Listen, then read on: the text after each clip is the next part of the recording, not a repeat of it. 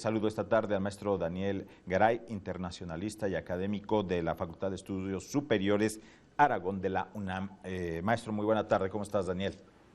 Muy bien, muchísimas gracias por la invitación. Un saludo a toda la audiencia. Pues vamos hace un momento viendo la culminación de este mensaje desde la oficina Oval. Destacar el tema de migración, presente casi en toda la reunión, y el tema de la energía. ¿Qué se pueden esperar de estos mensajes? ¿Debemos tomarlos ya como acuerdos, como promesas de acuerdos, de coincidencias que hay entre ambos países? Sí, bueno, primero hay que recordar que estos temas siempre aparecen en la agenda bilateral en cualquier gobierno entre México y Estados Unidos. Sin embargo, bueno, pues han sido temas muy importantes justamente bajo estas dos administraciones.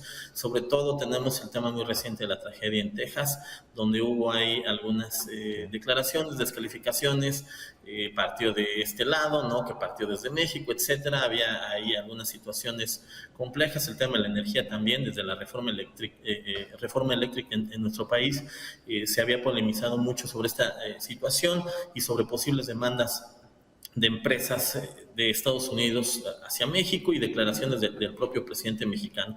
Entonces aquí estamos viendo justamente la materialización de estos acuerdos o estos anuncios que se hacen en la cuestión migratoria y en la cuestión de la parte eléctrica, ¿no? Entonces, primero, no sé, me gustaría comentar la parte migratoria, en donde, bueno, pues uno de los objetivos que planteaba el propio presidente Andrés Manuel López Obrador, algún tipo de amnistía, algún tipo de acuerdo migratorio que permitiera revivir estos programas braceros que se tuvieron en el siglo pasado y que, bueno, pues difícilmente vamos a ver materializados en un gran o amplio acuerdo, ¿no? Por la dificultad que se presentaría, sobre todo en este año de elecciones en Estados Unidos, y en donde obviamente el partido que permitiera un acuerdo de esta naturaleza saldría perdiendo definitivamente, ¿no?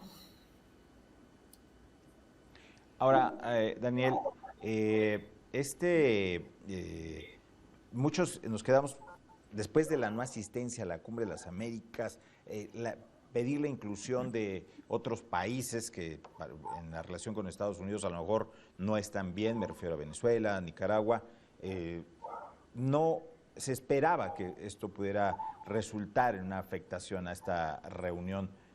No se habló del tema, no parece que no hay ninguna situación al respecto. ¿Así es la política internacional o sí se puede guardar ahí este negrito tal vez para los Estados Unidos, este punto negro, digamos? Sí, sí, hay una cuestión, ¿no? Que son las formas, son los discursos, pero también hay algo muy importante en la política bilateral, que es el pragmatismo.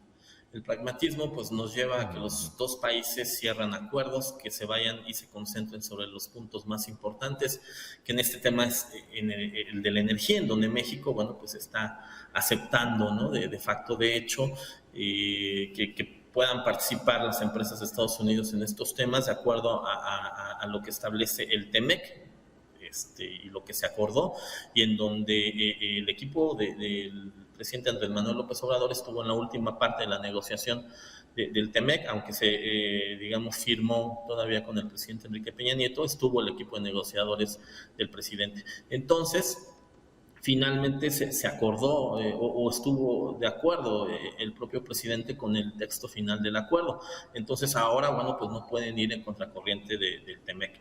Y finalmente, y a pesar del discurso, a pesar de las descalificaciones, a pesar de que incluso, ¿no?, se señaló que en el tema de la guerra Rusia-Ucrania, México se mantenía neutral, la ausencia del presidente en la Cumbre de las Américas, el apoyo, ¿no?, a regímenes tan controversiales como el de Nicaragua, como el de Cuba y el de Venezuela, finalmente en los hechos es lo que importa.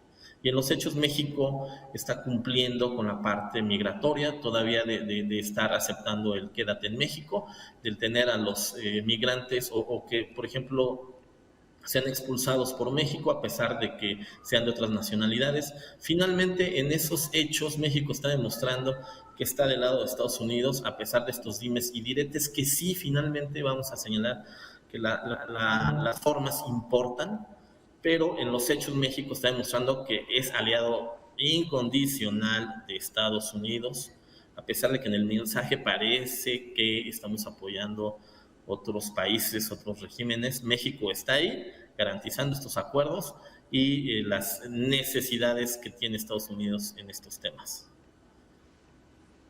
Es una relación que es así, finalmente, cercana, y que es inevitable esta cercanía por los lazos comerciales, por los lazos de seguridad. O sea, que podremos ver, maestro, desencuentros a lo mejor en discursos y sobre todo al calor de campañas electorales, y que veremos ya en el pragmatismo de este que hablabas, pues una línea que no se va a salir de ahí.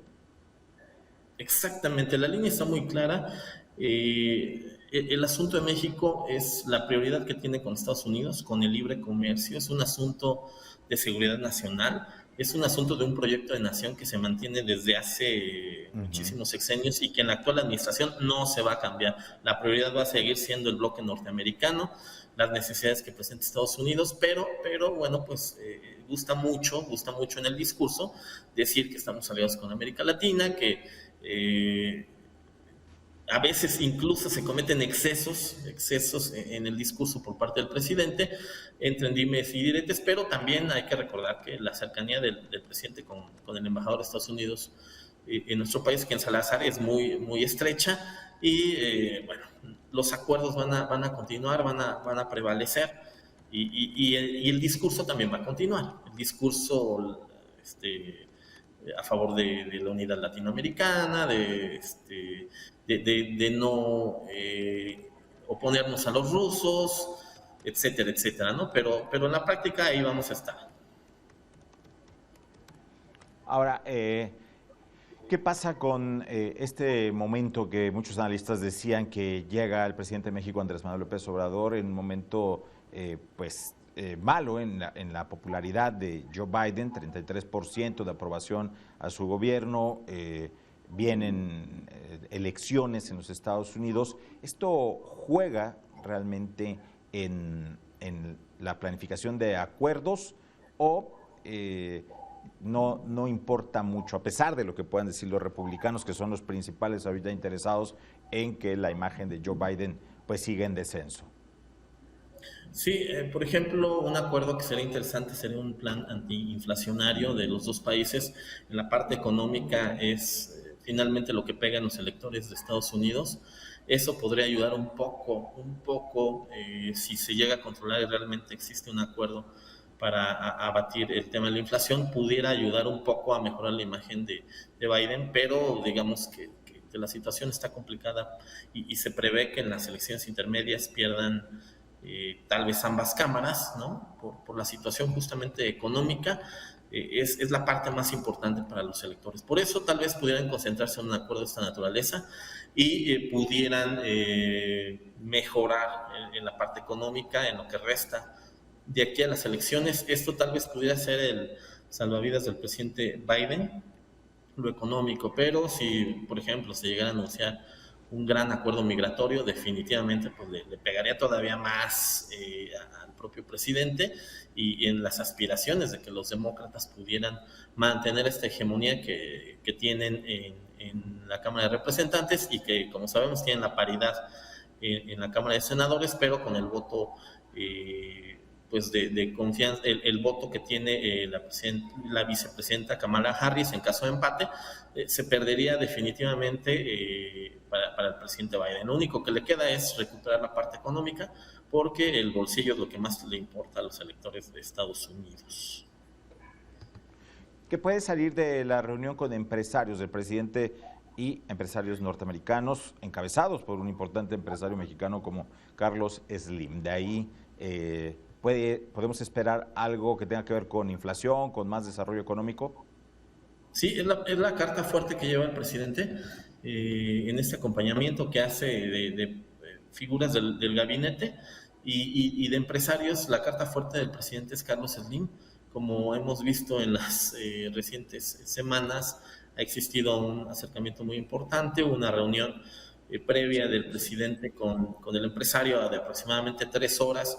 Probablemente el resultado de ese encuentro lo veamos reflejado en estos encuentros que va a tener los empresarios mexicanos representados por el LIM con los empresarios estadounidenses, sobre todo porque el presidente se ha confrontado mucho con los empresarios estadounidenses en el tema energético y en otros asuntos laborales también relacionados con el TEMEC, y entonces juega un papel muy importante Carlos Slim para dirimir estos pleitos en los que se ha enfrascado el presidente y en el que él pudiera ayudar, ¿no? para reducir esta situación de animadversión de los empresarios de Estados Unidos hacia México y que no lo vean como un país de riesgo, sino un país seguro para poder invertir y donde se les va a dar facilidades y se van a eliminar estos obstáculos que parecían que existían de acuerdo al discurso del presidente de México. Entonces va a ser ahí un factor muy, muy importante, Carlos Slim,